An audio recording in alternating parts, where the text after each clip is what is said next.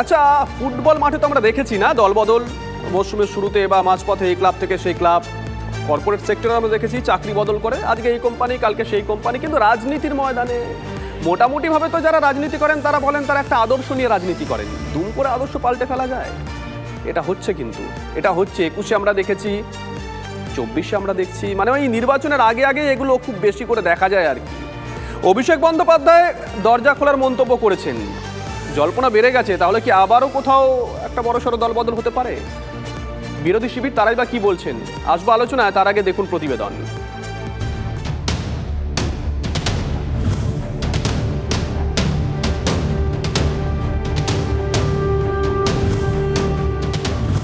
বিধানসভা ভোট হোক কিংবা লোকসভার লড়াই, ভোট এলেই ঘর ভাঙা গড়ার থুরি দল বদলের খেলা শুরু হয়ে যায়। 2021-এর ভোটের আগে সেই খেলাই দেখেছে রাজ্যবাসী।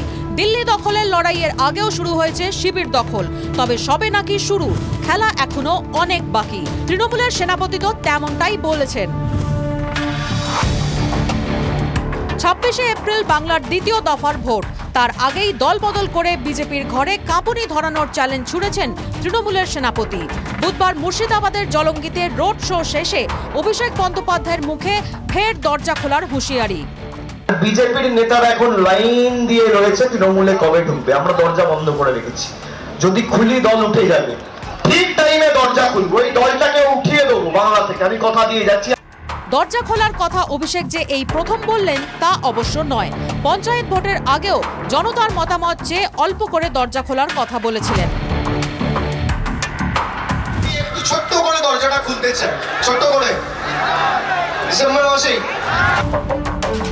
তারপর খেলা শুরু হয়েছিল, অবশ্য একতরফা নয়, দুপক্ষই গোল করেছে। এই ভোটের আগে ইডির ভয় দেখিয়ে তাপস রায়কে নিয়ে গেছে বিজেপিতে, প্রার্থী নেই তো, তৃণমূল থেকে নিয়ে গিয়ে প্রার্থী। আমি সঙ্গে সঙ্গে 48 ঘন্টার মধ্যে ওদের আর একজন এমএলএকে ভাঙিয়ে তৃণমূলে নিয়ে এসেছি, এখনো 10 জন লাইনে। যদিও অভিষেক বন্দ্যোপাধ্যায়ের হুঁশিয়ারিকে গুরুত্ব দেয়নি বঙ্গ বিজেপি। ভোটের মুখে দলবদল করা কলকাতা উত্তরের বিজেপি প্রার্থী তাপস রায়ের পাল্টা কটাক্ষ। এবারে সর্বৈব অসত্য কথা, তার কারণ হলো আমাকে ভয় দেখানোর মতন কিছু থাকলে তো ভয় দেখাবে, এখন দেখাক না, তৃণমূল আমাকে ভয় দেখাক না।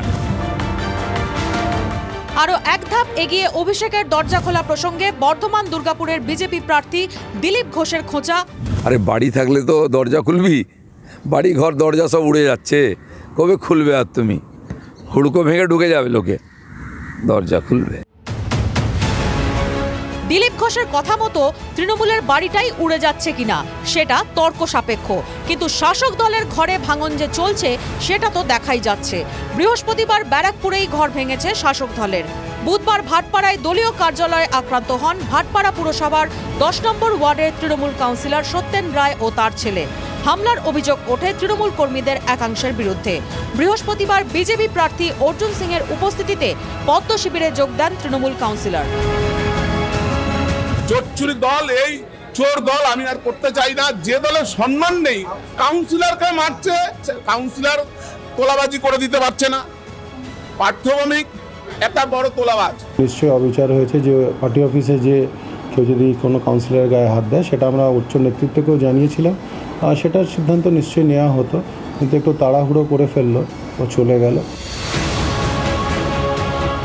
অভিষেক বন্দ্যোপাধ্যায়ের দরজা খোলার হুঁশিয়ারির 24 ঘন্টার মধ্যেই কাউন্সিলরের দল বদলের রেশ ধরেই তাই বিজেপির রাজ্য সভাপতির কটাক্ষ। অভিষেক ব্যানার্জি বলছেন না যে দরজা খুলে দেবেন, বিজেপি নাকি সব ঢুকে যাবে।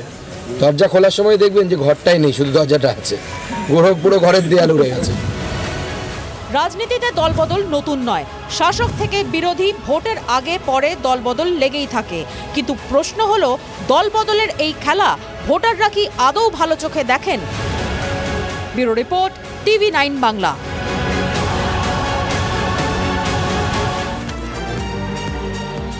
দেখুন, রাজনীতির ময়দানে দলবদল এটা নতুন নয়, এখন হচ্ছে, আগেও হয়েছে বঙ্গ রাজনীতির ক্ষেত্রে, গোটা দেশের রাজনীতির ক্ষেত্রে হয়েছে। ইনফ্যাক্ট আগামীকাল সকাল থেকে যে কেন্দ্রের দিকে আমরা নজর রাখবো, রায়গঞ্জ, একটা অদ্ভুত, সেখানে যে 3 জনের মধ্যে লড়াই হচ্ছে, 3 জনই দলবদল করেছে। মানে রায়গঞ্জে যিনি বিজেপি প্রার্থী, তিনি কয়েকদিন আগে ছিলেন তৃণমূল কংগ্রেসের একটি পুরসভার চেয়ারম্যান। রায়গঞ্জে যিনি তৃণমূল কংগ্রেস প্রার্থী, কয়েকদিন আগে ছিলেন তিনি বিজেপির বিধায়ক। রায়গঞ্জে যিনি কংগ্রেস প্রার্থী, 21-এর আগে পর্যন্ত ছিলেন বামেদের বিধায়ক, ফরওয়ার্ড ব্লকের বিধায়ক, সুতরাং এটা নতুন কিছু নয়। আসুন আজকে নিয়ে আলোচনা করি। আমার সঙ্গে রয়েছেন আর কারা কারা চট করে পরিচয় করি। আকাশ কর রয়েছেন বামেদের তরফ থেকে স্বাগত, বৈশানা চট্টোপাধ্যায় তৃণমূল কংগ্রেসের তরফ থেকে স্বাগত, এবং রয়েছেন বিজেপির তরফ থেকে সুদীপ্ত গুহ। সুদীপ্তবাবু আপনাকেও স্বাগত। সুদীপ্তবাবু আপনাকে দিয়ে শুরু করি। আপনারা প্রথম দিন থেকে বলছিলেন তৃণমূল কংগ্রেস যবে প্রার্থী তালিকা প্রকাশ করলো যে ওরা আমাদের এতজন এমএলএকে দাঁড় করিয়েছে, এটা তৃণমূলের ক্রেডিট না ডিসক্রেডিট সেটা তৃণমূল না হয় বৈশানারবাবু পরে বলবেন বা আগেও বলেছেন, কিন্তু এটাও তো ঠিক আপনারা যাদেরকে এনে এমএলএ করেছেন তাদেরকে বৈশানারবাবুরা নিয়ে চলে যাচ্ছেন। না, ওনাকে বলি যে দরজা কিন্তু উনি বন্ধ রেখেছেন, এটা সত্যি ঘটনা। দরজা উনি এখনো খোলেননি, কিন্তু কেন খোলেননি জানেন? কারণ দরজা খুললেই ED, CBI, NIA, income tax সবাই ওনার ঘরে ঢুকে যাবে। সেই ভয় উনি দরজাটা অল্প খুলতেও ভয় পাচ্ছেন।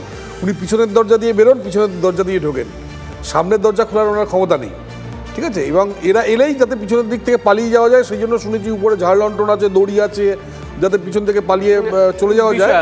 সেই জায়গাটায় যাওয়া যায়। দলবদল নিয়ে আলোচনা হচ্ছে। দলবদল নিয়ে আমি আপনাকে বলি যে এই দলবদলের খেলা ওনারা 2011-তে যবে থেকে ওনারা ক্ষমতায় এসছেন, প্রথমে সিপিএম এবং কংগ্রেসের অর্ধেক লোককে ভাঙালো, তারপর 16-তে আবার ক্ষমতায় এলো, 16-তে ক্ষমতায় এসে সিপিএম কংগ্রেসের বোধহয় অর্ধেক লোককে ভাঙিয়ে নিল, মানুষ ভুইয়া টুইয়া থেকে শুরু করে বহু লোককে। এইবার কোনো দরকার নেই 2-3 জনকে। এবং সবচেয়ে দুঃখের বিষয় কি জানেন? ওদের যে স্পিকার তাকে জিজ্ঞেস করুন, বলছি ওদের স্পিকারকে জিজ্ঞেস করুন, আমি বেশি লোককে জিজ্ঞেস করতে হবে না। ওদের স্পিকার বলছে যে বিজেপি থেকে কেউ তৃণমূলে যায়নি। অভিষেক বলছে ওরা নাকি প্রচুর লোককে নিয়ে নিচ্ছে। কোনটা সত্যি? ওদের স্পিকারের যদি সততা থাকে, আজকে আমাদের যেসব বিধায়করা ওদের ভোটে দাঁড়িয়েছেন তাদের বিধানসভা থেকে সরিয়ে দিক। ওদের যে আজকে স্পিকার, সে আজকে এমনভাবে রুল ভাঙছে, এটা একটা ইতিহাস তৈরি হয়ে যাবে। আজকে আপনি দেখছেন না, আমি বলছি মুকুটমণি অধিকারীকে কেন স্পিকার বরখাস্ত করছে না, আপনি বলুন আমায়। আপনি প্রশ্ন বুঝতে পারছেন না, নইলে আমি আপনাকে বলছি যে আপনারা যাদেরকে এমএলএ করছেন মুকুটমণি অধিকারী কে চিনতো? না, আমি সেটাই বলছি, কে চিনতো? বিশ্বজিৎ দাস আপনারা এমএলএ করছেন, চলে যাচ্ছে। উত্তরটা দিচ্ছি।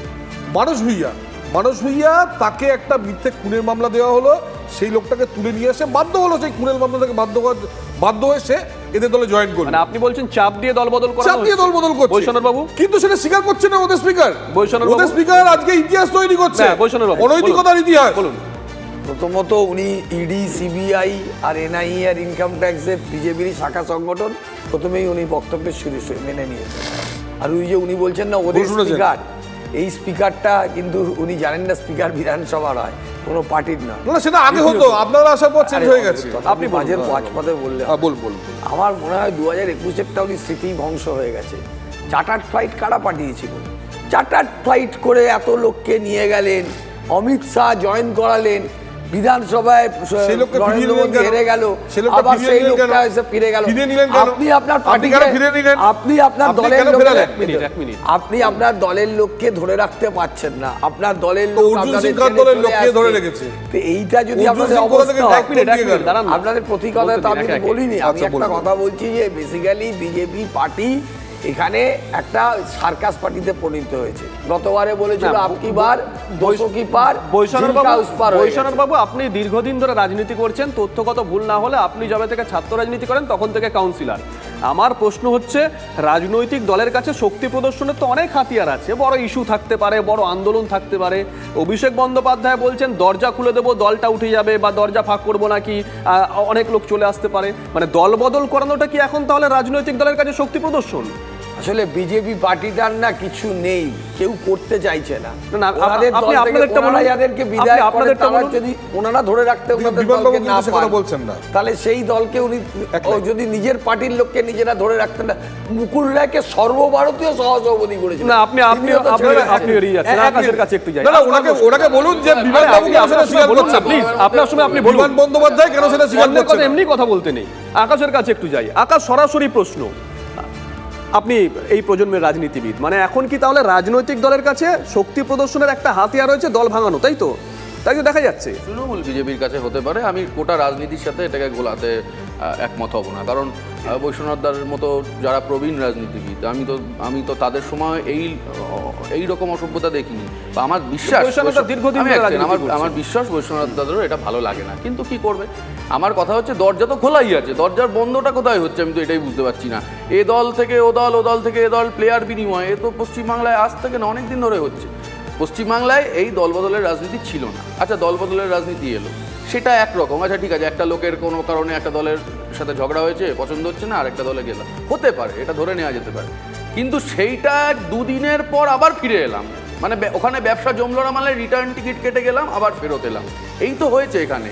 তৃণমূলের এমএলএ, আপনি আরেকটা কথা আমাকে বলুন, হ্যাঁ চট করে বলুন, তারপরে যাচ্ছি। বিজেপির এমপি, তৃণমূলের এমএলএ। আমাদের কথা তো ওই জন্য, এই যে লোকসভা ভোটে যা মানুষ ভোট দিতে যাবেন, তৃণমূলের বিরুদ্ধে রাগ করে যে বিজেপিকে ভোট দিতে যাবে, যাকে ভোটের কালি ওঠার আগে পিছন ঘুরে দেখবে সে তৃণমূলে চলে এসছে। উল্টোটাও তাই, বিজেপির বিরুদ্ধে ভোট দিলে তৃণমূলের লোক ওই ভোটের কালি ওঠার আগে চলে আসবে। সেই জন্যই আমরা পশ্চিমবাংলার মানুষকে বলছি, রাজনীতিতে দুর্নীতি মানে শুধু টাকা খাওয়া না, এই দল বদলটাও দুর্নীতি। এর বিরুদ্ধেও লড়ুন। তৃণমূলের উপর রাগ থাকলে, বিজেপির উপর রাগ থাকলে বাম কংগ্রেস। এবার আমার একটা মৌলিক প্রশ্ন, আজকে যিনি মার্কসের কথা বলছেন, কালকে তিনি গান্ধীর কথা বা গডসের কথা বলতে পারেন? সেটাও তো হচ্ছে। কিন্তু আর ফেরত আসতে পারছে না, ফেরত আসতে পারছে না। গডসে দেখি আর কারোর হিম্মত হয়নি। মার্কস আর গান্ধীটা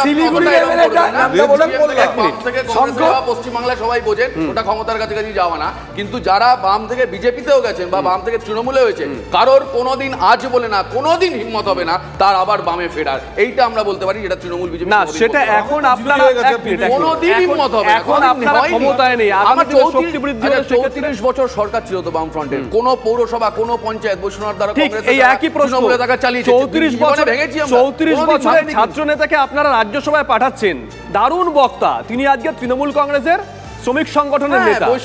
34 বছরের মালদার একজন প্রবীণ নেতা আপনারা এমএলএ করছেন, তিনি দুদিন পরে ভোটে লড়বেন বিজেপির হয়ে। একটা দর্শককে যদি তৃণমূল নেয়, বৈষ্ণব দাদের দল বলেছিল যে ধর্ষণ করেছে, একটা দর্শককে বলুন, আর জীবনে ফেরত আসতে পারবেন, এইটুকু বলতে সুদীপ্ত বাবু।